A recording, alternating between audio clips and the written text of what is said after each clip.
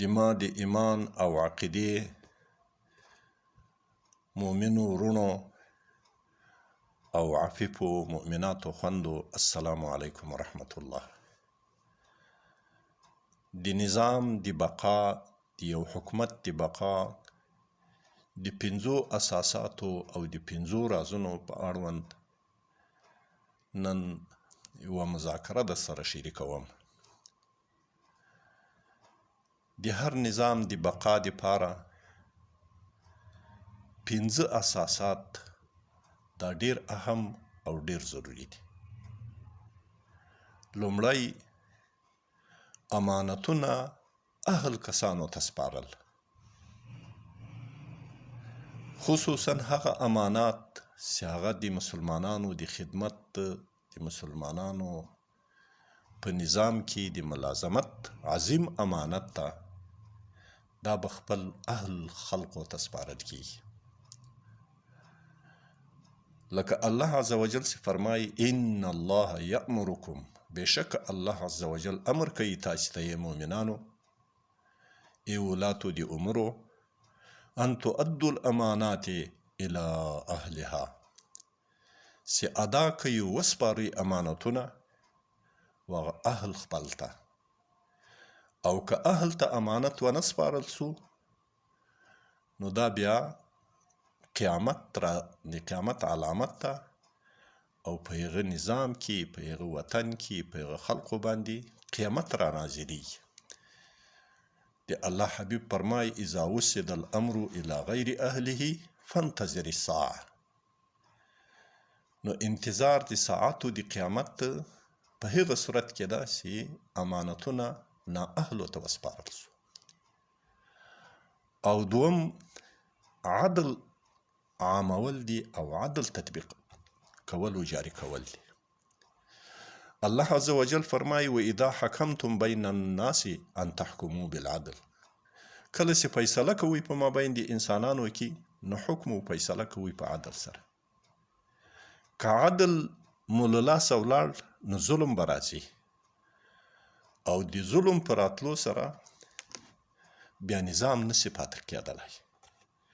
امام رازي رحمت الله علیه وایي چې الملک یبقي مع الكفر ولا یبقي مع الظلم. مملکت و سلطنت له کفر سره دوام کولای شي، خو په هغه کفر کې، په هغه کفري نظام کې د رعایت کیږي. خو ولا یبقي مع الظلم، له ظلم سره که څه هم د اسلام دعوه یي، خو هغه نظام نه پاتې کیږي. د امام رازي رحمت الله علیه په دې قول تشریح یو حکیم کوي. هغه فرمایي چې النظام تدوم مع العدل والکفر. یو نظام او حکومت دوام پیدا کوي له عدل او کفر سره، چې که څه هم کفري نظام یي، خو عدل پکې یي، څه نا څه انصاف پکې یي. نو له کفر او له شرک ما سوا نور د خلقو سره د خلقو رعایت پکې یي، نو دوام پیدا کوي. ولا تدوم مع الظلم والاسلام.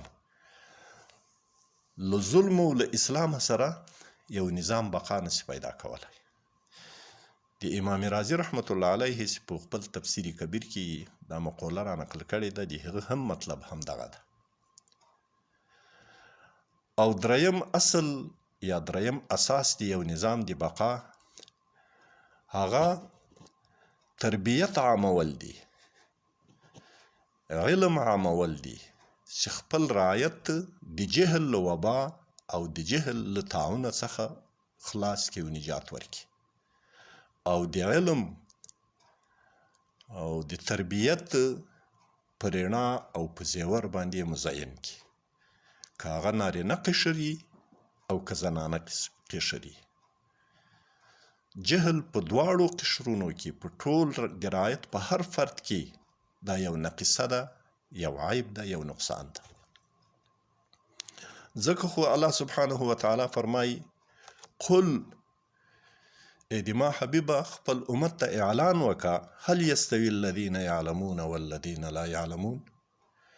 آیا عالمان او جاهلان برابر دي؟ عالم نارینه او جاهل نارینه سره برابر دي؟ عالمه زنانه او جاهله زنانه دا سره برابر دي؟ قطعا نه دي برابر. نو علم عامول د اسلامي نظام له عمده وظائفو او وجایبو څخه دي. څلورم، د نظام چلونکي او د نظام د شعبو دپاره به مدون لوائح موجودي چې هغه به د دین او د شریعت له اصولو اخیستل سوي د هغو په رڼا کې به دوی داسې متفقون علیها اصول او ضوابط لري چې په هغه باندې په یو طرز و ترتیب باندې ټول نظام بیا رواني. د نظام هره شعبه کې هغه اتفاقي فتاواوي، اتفاقي اصول، اتفاقي فیصلې عملي کیږي. داسې نه چې هر قاضي په خپله ساحه او علاقه کې د موږ د فقهي مسایلو په مسلو کې مجتهد او خودمختاره پرېښیي او له خپلو خورجینو چې فیصلې ورکوي. الله هم دې وساتي. او دا ډېر لوی فتنه جوړوي، له اسلام څخه خلک متنفر کوي. رقم فتواګانې پیدا کیږي. ځکه خو الله سبحانه وتعالی فرمایي لکل جعلنا منکم شرعة ومنهاجا. هر یو تمو له تاسو څخه الله سبحانه وتعالی فرمایي هر یو د تاسو امت ته مې مقرر کړی دا شریعت او منهاج. دې کې مفسرین اشاره کوي چې دغه دریو لویو امتونو ته اشارات دي: اسلامي امت ته، یهودي امت ته او عیسائی امت ته.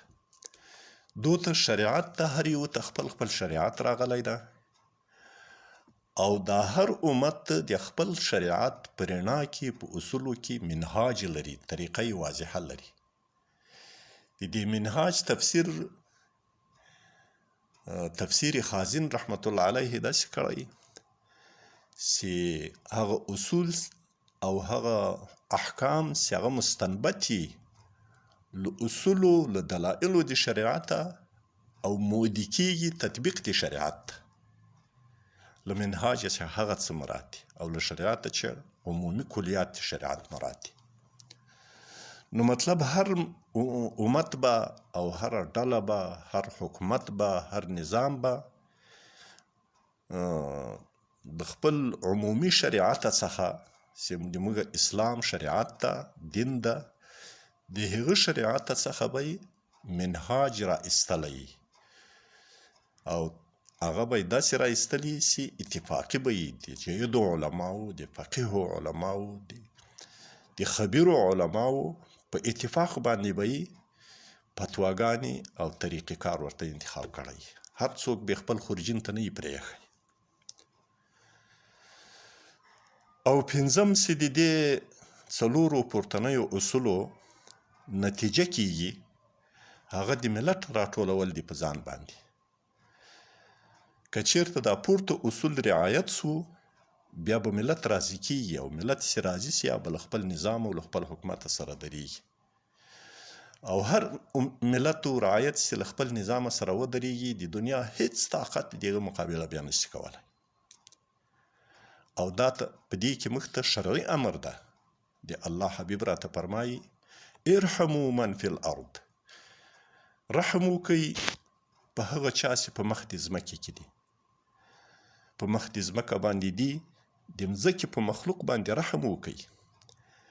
بالاخص په خپل رعایت باندې رحم وکئ، په خپل ځورېدلي ملت باندې رحم وکئ، په خپلو هغو کسانو باندې چې د تا د نظام دپاره، د تا د حکومت دپاره، د تا د اقتدار ته د رسولو دپاره یې خپل تنکي اولادونه قرباني کړي، خپل کورونه یې وران کړي دي، خپل ژوندونه یې خراب کړي دي. په هغو باندې خصوصي رحم وکئ. یرحمکم من فی السماء. او رحم به بیا کوي په تاسې باندې د اسمانونو د ټولو ذراتو د عالم خالق و مالک و متصرف رب العالمین. هغه به بیا رحم را باندې کوي. نو دا 5 هغه اصول او هغه اساسات دي چې د هر نظام د بقا دپاره د هر نظام د پایښت دپاره ضمانتونه دي. په دې کې که هر اصل پاته سي د هغه نظام بقا نسته. که وظایف په خپل اهلو وړو خبیرو کسانو ته، متقي کسانو ته، مخلصو کسانو ته نه یې حواله سوي، نظام به ورانیږي. که عدالت نه یې او ظلم یې، نظام به ورانیږي. که قانون نه یې، انارشیزم او بې قانوني یې، نظام به نه چلیږي. او که ملت ناراضه یي، نو هغه نظام به بقا نه لري. الله دې موږ ته د الله د مخلوق د خدمت توفیق را نصیب کړي. أقول قولي هذا أستغفر الله لي ولكم ولجميع المؤمنين والمؤمنات. د نړۍ هر غافل په اذان ویښوم، زه بلال خو به ولې جهان ویښوم، زه بلال خو به ولې جهان ویښوم.